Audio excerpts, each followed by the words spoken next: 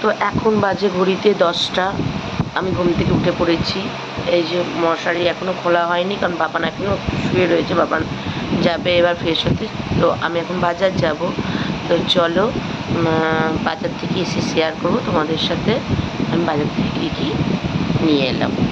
বাজার থেকে অনেকক্ষণ এসে গেছি, তো সেই ভিডিও আর শেয়ার করতে পারিনি, কারণ প্রচণ্ড রোদ আর এখানে প্রচণ্ড গরম। কার ওখানে কেমন গরম পড়েছে অবশ্যই তোমরা কমেন্ট করো। তো বাজার থেকে আজকে কিছু সবজি এনেছি, যেমন হচ্ছে কুমড়ো, বেগুন, পটল, ধনেপাতা, এগুলো টুকটাক নিয়ে এসেছি, আর মাছ নিয়েছি।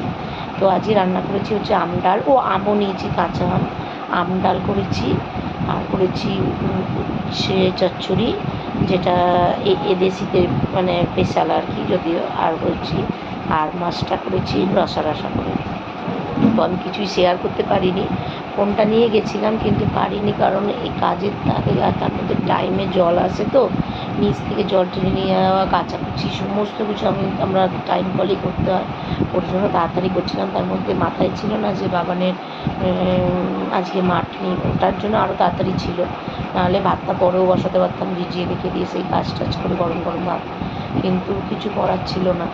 আর বাবানকে চিড়ে দই দিয়ে খাইয়ে পাঠিয়ে দিয়েছি।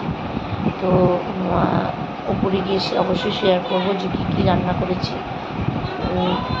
তো চলো দেখতে থাকো আমি কী রান্না করেছি। এটা দিদিভাই দিয়েছে, কচু দিয়ে চিংড়ি মাছ আলুর তরকারি, আর আমি করেছি আম ডাল, যা গরম পড়েছে, উচ্ছে চচ্চড়ি, আর এখানে হচ্ছে আর মাছের ঝোল। বাবান খেতে বসে গেছে, আর কিছু করিনি।